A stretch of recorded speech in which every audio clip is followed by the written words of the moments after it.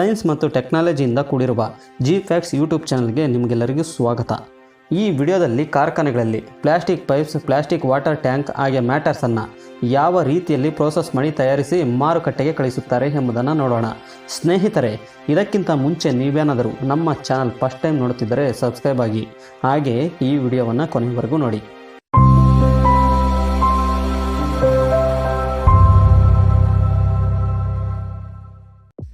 Matters making process. ಸ್ನೇಹಿತರೆ, ಮ್ಯಾಟರ್ಸ್ನ ಮೇಲೆ ನಾವು ಬಿದ್ದಾಗ ಅದು ಸ್ಪ್ರಿಂಗ್ನ ರೀತಿಯಲ್ಲಿ ಆಕ್ಷನ್ ಆಗುವುದಕ್ಕೆ ಒಂದು ಸ್ಟೀಲ್ ವೈರ್ ಬಳಸುತ್ತಾರೆ. ಈ ವೈರ್ ಬಂಡಲನ್ನು ಒಂದು ಮೆಷಿನಲ್ಲಿ ಹಾಕಿ ಚಿಕ್ಕ ಚಿಕ್ಕ ಸ್ಪ್ರಿಂಗ್ನ ರೀತಿಯಲ್ಲಿ ಮಾಡಿ ವೈರ್ ಕಟ್ ಮಾಡುತ್ತಾರೆ. ಈ ಸ್ಪ್ರಿಂಗನ್ನು ಒಂದು ಉದ್ದನೆಯ ಲೈನ್ನಲ್ಲಿ ಇರುವಂತೆ ಒಂದು ಕಾಟನ್ ಬಟ್ಟೆಯಿಂದ ಎರಡೂ ಕಡೆ ವಿಡಿಯೋದಲ್ಲಿ ಕಾಣುತ್ತಿರುವಂತೆ ಸ್ಟಿಚ್ ಮಾಡುತ್ತಾರೆ.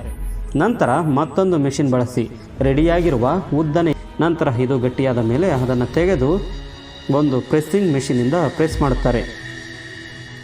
ಒಂದು ಅಡ್ವಾನ್ಸ್ಡ್ ಕಟಿಂಗ್ ಮೆಷಿನಿಂದ ಅವರಿಗೆ ಬೇಕಾಗಿರುವ ಗಾತ್ರ, ಉದ್ದ ಮತ್ತು ದಪ್ಪದಲ್ಲಿ ಲೇಯರ್ನ ರೀತಿಯಲ್ಲಿ ಕಟ್ ಮಾಡಿಕೊಳ್ಳುತ್ತಾರೆ.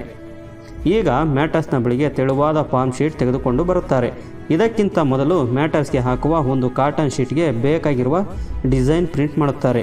ನಂತರ ಈ ಕಾಟನ್ ಶೀಟ್ ಮತ್ತು ತೆಳುವಾದ ಪಾಮ್ ಶೀಟನ್ನು ಒಂದರ ಮೇಲೆ ಒಂದು ಇಟ್ಟು ಅಡ್ವಾನ್ಸ್ಡ್ ಸ್ಟಿಚಿಂಗ್ ಮೆಷಿನ್ ಬಳಸಿ ಸ್ಟಿಚ್ ಮಾಡಿ ಅಗತ್ಯಕ್ಕಿಂತ ಹೆಚ್ಚಾಗಿರುವ ಭಾಗವನ್ನು ಕಡಿದು ಲೇಯರನ್ನು ಇನ್ನೂ ದಪ್ಪ ಮತ್ತು ಸ್ಮೂತ್ ಆಗಿರುವ ಪಾಮ್ ಶೀಟ್ ಅಂಟಿಸುತ್ತಾರೆ. ಈ ರೀತಿಯಲ್ಲಿ ತಯಾರಾದ ಮ್ಯಾಟರ್ಸ್ಗೆ ಸೈಡ್ಗೆ ಅಂಚುಗಳು ಕಾಣದಂತೆ ಒಂದು ಬಟ್ಟೆಯಿಂದ ಕವರ್ ಮಾಡುತ್ತಾರೆ. ನಂತರ ಮೊದಲೇ ಬಿಡಿಸಿದ್ದ ಡಿಸೈನ್ ಕಾಟನ್ ಅಂದರೆ ಮ್ಯಾಟರ್ಸ್ನ ಮೇಲೆ, ಅಂದರೆ ಟಾಪ್ ಲೇಯರ್ ಮೇಲೆ ಹಾಕಬೇಕಾಗಿರುವ ಬಟ್ಟೆಯನ್ನು ಮ್ಯಾಟರ್ಸ್ ಮೇಲೆ ಹಾಕಿ ಇದಕ್ಕೂ ಮತ್ತು ಸೈಡ್ನಲ್ಲಿ ಕವರ್ ಮಾಡಿರುವ ಬಟ್ಟೆಗೆ ಒಂದು ಅಡ್ವಾನ್ಸ್ಡ್ ಸೈಡ್ ಸ್ಟಿಚಿಂಗ್ ಮೆಷಿನ್ ಬಳಸಿ ಸ್ಟಿಚ್ ಮಾಡುತ್ತಾರೆ. ನಂತರ ಮ್ಯಾಟರ್ ತಿರುಗಿಸಿ ಕೆಳಗಿನ ಭಾಗಕ್ಕೂ ಕಾಟನ್ ಶೀಟ್ ಹಾಕಿ ಸ್ಟಿಚ್ ಮಾಡುತ್ತಾರೆ. ಈಗ ಮ್ಯಾಟರ್ಸ್ನ ತಯಾರಿ ಪೂರ್ಣಗೊಳ್ಳುತ್ತದೆ. ಇದೆಲ್ಲ ಮುಗಿದ ಮೇಲೆ ಈ ಮ್ಯಾಟರ್ಸ್ನ ಒಂದು ಯಂತ್ರ ಬಳಸಿ ಪ್ಲಾಸ್ಟಿಕ್ ಕವರಿಂದ ಪ್ಯಾಕಿಂಗ್ ಮಾಡುತ್ತಾರೆ. ಇಲ್ಲಿಂದ ಮತ್ತೆ ರೋಲ್ ಮಾಡುತ್ತಾರೆ. ಒಂದು ಬಾಕ್ಸ್ನಲ್ಲಿ ಇಟ್ಟು ಪ್ಯಾಕ್ ಮಾಡುತ್ತಾರೆ. ಯಾವಾಗ ಗ್ರಾಹಕರು ಈ ಮ್ಯಾಟರ್ಸನ್ನು ಪರ್ಚೇಸ್ ಮಾಡಿ ಮನೆಯಲ್ಲಿ ಇನ್ಸ್ಟಾಲ್ ಮಾಡಲು ಓಪನ್ ಮಾಡುತ್ತಾರೆಯೋ ಆಗ ಪ್ಲಾಸ್ಟಿಕ್ನಿಂದ ಕಂಪ್ರೆಸ್ ಆಗಿರುವ ಕವರ್ ರಿಮೂವ್ ಮಾಡಿದರೆ ಮ್ಯಾಟರ್ಸ್ ಒರಿಜಿನಲ್ ಗಾತ್ರಕ್ಕೆ ಬರುತ್ತದೆ. Water tank making process. Plastic water tank ಮಾಡಲು ಪ್ಲಾಸ್ಟಿಕ್ ರಾ ಮೆಟೀರಿಯಲನ್ನು ಒಂದು ಗ್ರೈಂಡಿಂಗ್ ಮಿಷಿನ್ಗೆ ಹಾಕುತ್ತಾರೆ. ನಂತರ ಆ ಗ್ರೈಂಡಿಂಗ್ ಮಿಷಿನ್ ರಾ ಮೆಟೀರಿಯಲ್ನ ಪೌಡರ್ನ ರೀತಿಯಲ್ಲಿ ಕನ್ವರ್ಟ್ ಮಾಡ್ತದೆ. ವಾಟರ್ ಟ್ಯಾಂಕ್ ಮಾಡಲು ಮೊದಲೇ ವಾಟರ್ ಟ್ಯಾಂಕ್ನ ಗಾತ್ರಕ್ಕೆ ಒಂದು ಮೋಲ್ಡ್ ರೆಡಿ ಮಾಡಿರುತ್ತಾರೆ. ಇಲ್ಲಿ ನೀವು ಸ್ಕ್ರೀನ್ನ ಮೇಲೆ ನೋಡುತ್ತಿರುವಂತೆ ಒಂದು ಫ್ರೇಮ್ನಲ್ಲಿ 2 ಟ್ಯಾಂಕ್ನ ಮೋಲ್ಡ್ ಇರುತ್ತದೆ. ಮೋಲ್ಡ್ನ ನಟ್ಸ್ ಬೋಲ್ಟ್ಸ್ ಓಪನ್ ಮಾಡಿ ಸರಿಯಾದ ಪ್ರಮಾಣದಲ್ಲಿ ಅದರ ಒಳಗಡೆ ರಾ ಪ್ಲಾಸ್ಟಿಕ್ ಪೌಡರ್ ಸುರಿಯುತ್ತಾರೆ. ನಂತರ ಮೋಲ್ಡ್ ಕ್ಯಾಪನ್ನು ಟೈಟ್ ಮಾಡುತ್ತಾರೆ. ಒಂದು ಕ್ರೇನ್ ಬಳಸಿ ಈ ಮೋಲ್ಡ್ ಫ್ರೇಮನ್ನು ಒಂದು ರೊಟೇಟಿಂಗ್ ಜಿಗ್ನ ಮೇಲೆ ಇಡುತ್ತಾರೆ. ನಂತರ ಮೋಲ್ಡ್ ರೊಟೇಟಿಂಗ್ ಆಗಲು ಶುರು ಮಾಡುತ್ತದೆ. ಈ ಜಿಗ್ನಲ್ಲಿ ಬೆಂಕಿ ಹುರಿಯಲು ಫರ್ನೇಸ್ ಮಾಡಿರುತ್ತಾರೆ. ಇದಕ್ಕೆ ಬೆಂಕಿ ಹಚ್ಚಿ ಮೇಲೆ ಕೆಳಗಡೆ ಅಲುಗಾಡಿಸುತ್ತಾ ಸರಿಯಾದ ಪ್ರಮಾಣದಲ್ಲಿ ಬಿಸಿ ಮಾಡುತ್ತಾರೆ. ಯಾವಾಗ ಫರ್ನೇಸ್ನಲ್ಲಿ ಇರುವ ಫ್ಲೇಮ್ ಸರಿಯಾಗುವುದಿಲ್ಲವೋ ಆಗ ಒಂದು ಸ್ಪೆಷಲ್ ಟಾರ್ಚ್ ಬಳಸಿ ಹೀಟ್ ಮಾಡುತ್ತಾರೆ.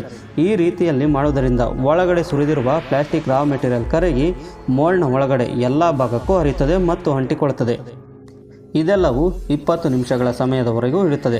ನಂತರ ಇನ್ಸ್ಪೆಕ್ಷನ್ ಡಿಪಾರ್ಟ್ಮೆಂಟ್ನವರು ಇನ್ಸ್ಪೆಕ್ಷನ್ ಮಾಡುತ್ತಾರೆ, ಎಲ್ಲ ಕಡೆ ಸರಿಯಾಗಿ ಮೋಲ್ಡ್ ಅಂಟಿದೆಯೇ ಇಲ್ಲವೇ ಎಂದು. ಇದು ಸರಿಯಾಗಿ ಅಂಟಿದ್ದರೆ ಮತ್ತೊಂದು ಲೇಯರ್ ಮಾಡಲು ಮತ್ತೊಂದು ಬಣ್ಣದ ಪ್ಲಾಸ್ಟಿಕ್ ಪೌಡರ್ ಸುರಿಯುತ್ತಾರೆ ಮತ್ತು ಫರ್ನೇಸ್ನಲ್ಲಿ 20 ನಿಮಿಷಗಳ ಕಾಲ ಹೀಟ್ ಮಾಡುತ್ತಾರೆ. 20 ನಿಮಿಷಗಳ ನಂತರ ಫ್ಲೇಮ್ ಮತ್ತು ರೊಟೇಷನ್ ಎಲ್ಲವನ್ನು ನಿಲ್ಲಿಸುತ್ತಾರೆ. ನಂತರ ಕ್ರೇನ್ ಬಳಸಿ ಟ್ಯಾಂಕ್ ಮೋಲ್ಡನ್ನು ಅಲ್ಲಿಂದ ತೆಗೆದು ಮತ್ತೊಂದು ಪ್ಲಾಟ್ಫಾರ್ಮ್ನ ಮೇಲೆ ಇಡುತ್ತಾರೆ. ಇಲ್ಲಿ ಮೋಲ್ಡ್ನ ಕೂಲಿಂಗ್ ಪ್ರೋಸೆಸ್ ಮಾಡುತ್ತಾರೆ. ಮೋಲ್ಡ್ನ ಮೇಲೆ ಒಂದು ವಾಟರ್ ಪೈಪ್ನಿಂದ ನೀರು ಸುರಿಯುತ್ತಾರೆ. ಮೋಲ್ಡ್ ಕೂಲ್ ಆದ ನಂತರ ಓಪನ್ ಮಾಡುತ್ತಾರೆ. ನಂತರ ಕೆಲಸಗಾರರು ಮೋಲ್ಡ್ನ ಒಳಗಡೆ ಇರುವ ಟ್ಯಾಂಕನ್ನು ಹೊರಗಡೆ ಎಳೆಯುತ್ತಾರೆ. ಆ ಟ್ಯಾಂಕ್ಗೆ ಫಿನಿಶಿಂಗ್ ನೀಡಿ ಒಂದು ಕ್ಯಾಪ್ ಅಳವಡಿಸಿ ಒಂದು ಪ್ಲಾಸ್ಟಿಕ್, ಅಂದರೆ ಟ್ರಾನ್ಸ್ಪರೆಂಟ್ ಆಗಿರುವ ಪ್ಲಾಸ್ಟಿಕ್ ಚೀಲದಿಂದ ಕವರ್ ಮಾಡಿ ಮಾರುಕಟ್ಟೆಗೆ ಕಳುಹಿಸುತ್ತಾರೆ. PVC pipe making process. ನಾವೆಲ್ಲರೂ ಗಾರ್ಡನ್ನಲ್ಲಿ ಬಳಸುತ್ತಿರುವ PVC ಪೈಪ್ ತಯಾರು ಮಾಡಲು ರಾ ಮೆಟೀರಿಯಲ್ PVC ರೆಸಿನ್ ಆಗಿರುತ್ತದೆ. ಈ PVC ರೆಸಿನ್ ರಾ ಮೆಟೀರಿಯಲನ್ನು ಒಂದು ಮಿಕ್ಸಿಂಗ್ ಬಾಯ್ಲರ್ನಲ್ಲಿ ಸುರಿಯುತ್ತಾರೆ. ನಂತರ ಇದಕ್ಕೆ ಬೇಕಾಗಿರುವ ಸಾಲ್ವೆಂಟ್, ಗಮ್, ಲೂಬ್ರಿಕೆಂಟ್ ಎಲ್ಲವನ್ನು ಅದರಲ್ಲಿ ಸುರಿಯುತ್ತಾರೆ. ನಂತರ ಕ್ಲೀನಾಗಿ ಮಿಕ್ಸ್ ಮಾಡುತ್ತಾರೆ.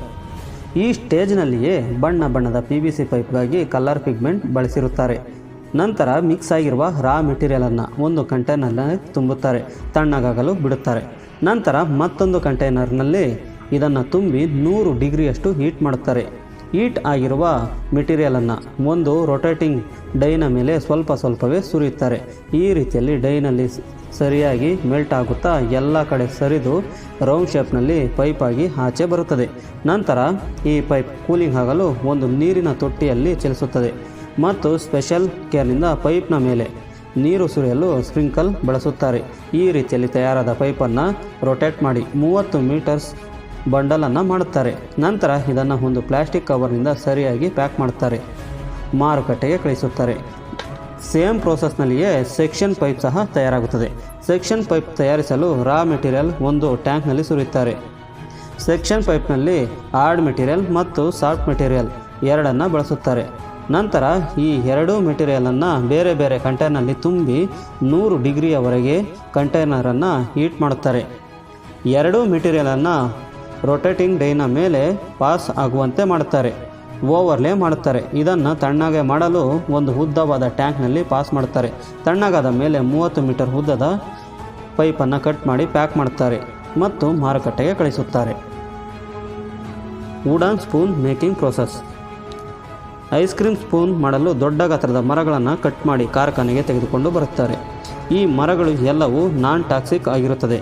ನಂತರ ಒಂದು ಅಡ್ವಾನ್ಸ್ಡ್ ಕಟ್ಟಿಂಗ್ ಮೆಷಿನಿಂದ ಅವರಿಗೆ ಬೇಕಾಗಿರುವ ಗಾತ್ರದಲ್ಲಿ ವುಡ್ ಕಟ್ಟಿಂಗ್ ಮಾಡುತ್ತಾರೆ. ಒಂದು ಸ್ಪೆಷಲ್ ಟೂಲ್ ಬಳಸಿ ಅದರ ಮೇಲೆ ಇರುವ ಸ್ಕಿನ್ ತೆಗೆಯುತ್ತಾರೆ. ನಂತರ ಒಂದು ಯಂತ್ರವನ್ನು ಬಳಸಿ ತೆಳುವಾದ ಪೇಪರ್ನ ರೀತಿಯಲ್ಲಿ ಲೇಯರ್ನ ರೀತಿಯಲ್ಲಿ ವುಡ್ ಶೀಟ್ ತಯಾರು ಮಾಡುತ್ತಾರೆ. ಈ ಶೀಟ್ಗಳನ್ನು ಸರಿಯಾಗಿ ಒಂದು ಬಂಡಲ್ ಮಾಡಿ ಜೋಡಿಸುತ್ತಾರೆ. ನಂತರ ಈ ಬಂಡಲನ್ನು ಮತ್ತೊಂದು ಕಟಿಂಗ್ ಅಥವಾ ಪ್ರೆಸ್ಸಿಂಗ್ ಯಂತ್ರದಲ್ಲಿ ಇಡುತ್ತಾರೆ. ಈ ಯಂತ್ರ ಐಸ್ ಕ್ರೀಮ್ ಸ್ಪೂನ್ ಡಿಸೈನ್ನಲ್ಲಿ ವುಡ್ ಲೇಯರನ್ನು ಕಟ್ ಮಾಡುತ್ತದೆ. ನೀವಿಲ್ಲಿ ನೋಡಿ, ಈ ಯಂತ್ರ ಒಂದು ಪ್ರೆಸ್ನಿಂದ ಎಷ್ಟು ಸ್ಪೂನ್ ಕಟ್ ಮಾಡುತ್ತಿದೆ. ನಂತರ ಎಲ್ಲ ಸ್ಪೂನ್ಗಳನ್ನು ಹದವಾಗಿ ಒಣಗಿಸಿ ಪ್ಯಾಕ್ ಮಾಡಿ ಮಾರುಕಟ್ಟೆಗೆ ಕಳಿಸುತ್ತಾರೆ. ಓಕೆ ಫ್ರೆಂಡ್ಸ್, ಈ ವಿಡಿಯೋ ಇಷ್ಟವಾದಲ್ಲಿ ಒಂದು ಲೈಕ್ ನೀಡಿ, ನಿಮ್ಮ ಸ್ನೇಹಿತರಿಗೆ ಶೇರ್ ಮಾಡಿ. ನೀವಿನ್ನೂ ನಮ್ಮ ಚಾನಲನ್ನು ಸಬ್ಸ್ಕ್ರೈಬ್ ಆಗಲಿಲ್ಲವೆಂದರೆ ಸಬ್ಸ್ಕ್ರೈಬ್ ಆಗಿ ಪಕ್ಕದಲ್ಲಿ ಇರುವ ಬೆಲ್ ಬಟನ್ ಪ್ರೆಸ್ ಮಾಡಿ ಆಲ್ ನೋಟಿಫಿಕೇಷನ್ ಆನ್ ಮಾಡಿ. ಈ ವಿಡಿಯೋದ ಬಗ್ಗೆ ನಿಮ್ಮ ಅನಿಸಿಕೆಯನ್ನು ಮುಕ್ತವಾಗಿ ಕಾಮೆಂಟ್ ಮಾಡಿ. Thank you for watching.